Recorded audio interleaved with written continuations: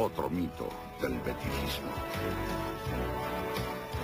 Yo debuto con un equipo ya un poco mayor, yo muy joven. Me refiero, pues entonces jugaba Pepín de portero, estaba Grau, Río, Laza, Areta, Senecoví, o sea, Andrés Bosch, Luis Aragonés, Anzola, Pallaré, Martín Esperanza, Montané, o sea, fíjate, Martínez, o sea, una cantidad de gente, pero ya mayores, y yo debuto muy joven, yo estaba entre 18 y 19 años. Mejor será la temporada siguiente, la 63-64, que se inicia aún con el regusto de haber eliminado al Sevilla en la Copa anterior. La dirección técnica recae en Domingo Balmaña y los verdiblancos terminan terceros en la Liga tras conseguir hitos tan destacados como ganar en San Mamés o empatar en el Bernabéu. El éxito catapulta al Betis a las competiciones europeas, dándole la oportunidad de participar al año siguiente en la Copa de Ferias. El verano del 64 también sería histórico. De una parte, por la gira que realiza por Alemania, Holanda y Bélgica, donde se enfrenta a equipos tan importantes como el Borussia, el Feyenoord o el Anderlecht. Pero sobre todo, por la conquista del trofeo Ramón de Carranza de Cádiz, el trofeo de los trofeos. Ese trofeo pues supuso ganarle a Boca Junior y al Benfica de aquellos tiempos, pues era el no va más. Y además con 2 prórrogas jugamos y era el primer trofeo, el 10º trofeo Carranza, el primero que ganaba el Betis. Sí, porque además fue el primer trofeo que ganó el Betis, el primer trofeo Carranza que ganó el Betis. Además nosotros veníamos de una gira de Alemania, Holanda y Bélgica, y nos presentamos en el Carranza, y en el Carranza era el Madrid, Benfica y Boca Junior. O sea que fíjate cómo íbamos nosotros, ¿no? Y sin embargo nosotros hicimos un partido contra el Boca Junior y yo enganché una pelota de cerca de medio campo y metí un gol y eliminamos y nos encontramos. Entonces el Benfica eliminó al Madrid, luego nos encontramos con un Benfica cuando Eusebio, Simón, Torres, Columna, un equipazo también. Entonces claro, fue una cosa muy importante. El Carranza se celebra con un triunfo mayor. El Betis acude con el trofeo al ayuntamiento y Villamarín habla desde el balcón, mientras que los béticos llenan la Plaza Nueva y una alineación para la historia. Pepín, Aparicio, Ríos, Paquito, Suárez, López Hidalgo, Breval, Frasco, Anzola, Bosch y Rogelio. La excelente campaña anterior le da al Betis la posibilidad de debutar en competición europea. Es el 9 de septiembre de 1964, cuando el Stade François visita Heliópolis y el partido concluye con empate a 1. El 30 de ese mismo mes se juega la vuelta en el Parque de los Príncipes y los verdiblancos caen derrotados por 2-0. Lo peor ocurre el 11 de marzo de 1965, cuando muere Andrés Aranda. A sus 60 años, Andrés Aranda le había entregado su vida entera al Real Betis Balompié, donde, como jugador, alcanzó el subcampeonato de Copa de 1931 y el ascenso a Primera División de 1932. Ostentó la capitanía del equipo durante varios años, retirándose del fútbol activo en 1934 y actuando posteriormente como entrenador del Betis. Sin duda, un mártir de la causa bética. Puedo decirte que en el Betis, que hay de todo, pues tenemos hasta un mártir, y el mártir fue Andrés Aranda, que en una concentración, en un partido importante, el Betis se concentró en la sierra sevillana, y los peores momentos que viven los entrenadores son los sábados vísperas de los partidos de fútbol, ¿no? Importante, puesto que si somos superiores estamos soñando que le vamos a hacer 7, si somos inferiores estamos soñando que le vamos a perder. De todas formas se sueña con algo y no se duerme nunca. Y yo me supongo que aquel partido Andrés se levantaría una de dos, para consultarle algo a la luna o para buscar oxígeno para sus pulmones. Lo cierto es que amaneció agarrado a la ventana muerto.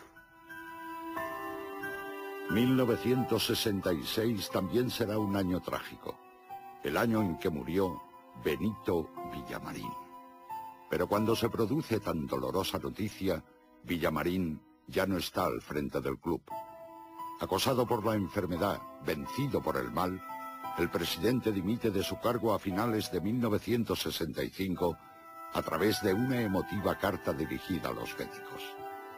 Benito Villamarín muere el 15 de agosto de 1966. Había perdido la batalla contra el cáncer. Y con él había perdido el Betis. Antes de la muerte de Villamarín, el Betis ha descendido a segunda división en Málaga. Infortunio que se repetiría en 1968. Por medio, las únicas alegrías son la eliminación del Real Madrid en la Copa del Generalísimo 3 días después de que los madridistas hubieran ganado su 6ª Copa de Europa en el partido más largo de la historia, y el ascenso del 67 obtenido en una promoción contra el Granada que tuvo a Rogerio como gran protagonista. Pero son continuas las crisis hasta que el 5 de febrero de 1969 se produce la dimisión de Julio de la Puerta y la llegada a la presidencia de José León Gómez, quien de inmediato se ve obligado a tomar la decisión de traspasar a Antón. Se tuvo que traspasar a Antón porque indudablemente Julio de la Puerta se fue porque no había economía ninguna, el equipo no funcionaba y tuvo que dimitir porque entonces pues en aquella fecha pues la gente ponían y quitaban al presidente. Y yo me hice cargo y a la semana o a los 10 días tuve que vender a Antón porque no había dinero en las arcas para pagar. Al final de esa temporada 68-69, los verdiblancos se quedan a las puertas del ascenso, pero su delantero centro, Joaquín Sierra, Quino, se proclama pichichi de la categoría. Unos meses más tarde, concretamente el 15 de octubre de 1969, Quino debutaría en la selección nacional a pesar de que el Betis militara en segunda. Fue en la línea de la Concepción en el primer partido de la era cubana. Para esa fecha ya es presidente del Betis José Núñez Naranjo, quien resulta elegido el 4 de julio de 1969 en una histórica asamblea que se celebra en el Colegio Claret. Las primeras palabras que dije cuando fui presidente en la asamblea es: señores, el Betis será lo que entre todos seamos capaces de hacer, porque el Betis no es mío, el Betis era de todos. El ansiado ascenso llega por fin en 1971. El retorno a la máxima categoría lleva otra vez la firma del vasco Antonio Barrios, el entrenador talismán en estas situaciones límites, el único técnico que ascendió 3 veces al Betis, aquel extraordinario del 58, el del 67 contra el Granada, y este último, cuando Heliópolis empieza a asomarse ya a un tiempo nuevo de tribunas de estreno y esperanzador futuro. El único vaivén de la temporada se provoca en el mes de octubre de 1970, cuando Quino decidió retirarse del fútbol ante la negativa del Betis a traspasarlo. Una tensa controversia que se alargó hasta el mes de agosto de 1971, fecha en la que se concretó la venta del jugador al Valencia por 18 millones de pesetas. El primer día de enero de 1972 se sienta por primera vez en el banquillo del Betis Ferenc Sousa, un húngaro que llega recomendado por el seleccionador nacional Ladislao Kubala. Sousa echará raíces en Sevilla y permanecerá en el club hasta 1976. Será, junto con José María de la Concha, el gran hacedor de ese Betis que a los pocos meses de su marcha gane la Copa del Rey y un referente para la afición durante más de un lustro. Y trajimos a Ferenc Sousa, que me acuerdo que fue un gran entrenador, a pesar de que tuviera... Y ha sido el mejor jugador. Eso preguntarle a los veteranos cómo era Ferenc Sousa. Manejaba el balón como quería. Es mucho mejor que Kubala. En 1972 vuelve a casa Luis del Sol.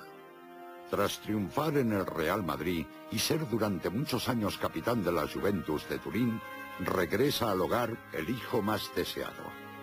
Convencimos a Pepe Núñez para fichar a Luis del Sol, que fue una ficha más o menos alta con lo que teníamos entonces, además que era